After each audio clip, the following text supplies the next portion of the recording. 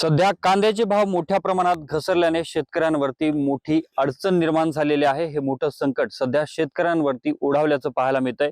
बीड जिल्ह्यातील मांजर सुंबा ते केज दरम्यानच्या भागामध्ये शेतकरी मोठ्या प्रमाणात अधिकचा कांदा उत्पादन करत असतात, मात्र या सर्वच शेतकऱ्यांवरती आता मोठं संकट ओढावल्याचं सध्या पाहायला मिळतंय।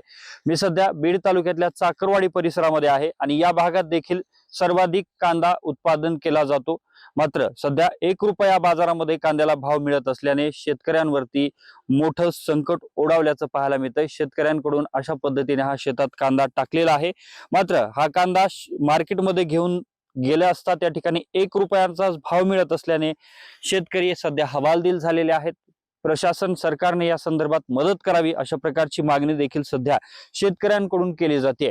मात्र बीड जिल्ह्यातील स्थानिक बाजारपेठेसह सोलापूरच्या बाजारपेठेमध्ये या संपूर्ण भागातील सर्वाधिक कांदा नेला जातो, मात्र सध्या बाजारपेठेमध्ये घेऊन जाण्यासाठीचा लागणारा खर्च सुद्धा शेतकऱ्यांचा निघत नसल्याने शेतकऱ्यांकडून आता कांदा बाजारपेठेमध्ये न्यायचा की नाही अशा प्रकारचा सवाल उपस्थित केला जातोय। तर 4 महिन्यांपासून मेहनत घेऊन पिकवलेला कांदा, काही ठिकाणी तर शेतामध्ये गुरं देखील चारली जातात। या ठिकाणी हे कांद्याचं शेत आहे आणि काही प्रमाणात जो कांदा आहे तो काढला जातोय, जो बाजारात नेण्यासारखा आहे, ज्याला 1 रुपयापेक्षा अधिकचा भाव मिळेल किंवा वाहतुकीचा तरी किमान खर्च निघेल, अशा आशेवरती हे शेतकरी सध्या कांदा काढून मार्केटमध्ये घेऊन जाण्याच्या तयारीत आहेत।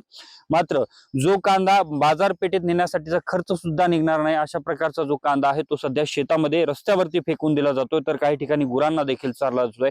अशा प्रकारची परिस्थिती असल्याने शेतकऱ्यांवरती ओढावलेल्या या संकटाच्या संदर्भात आता सरकार नेमकं काय निर्णय घेतं हे देखील पाहणं महत्वाचं असेल। कॅमेरा पर्सन प्रमोद रोमनसह मी अशोक काळकुटे, TV9 मराठी, बीड।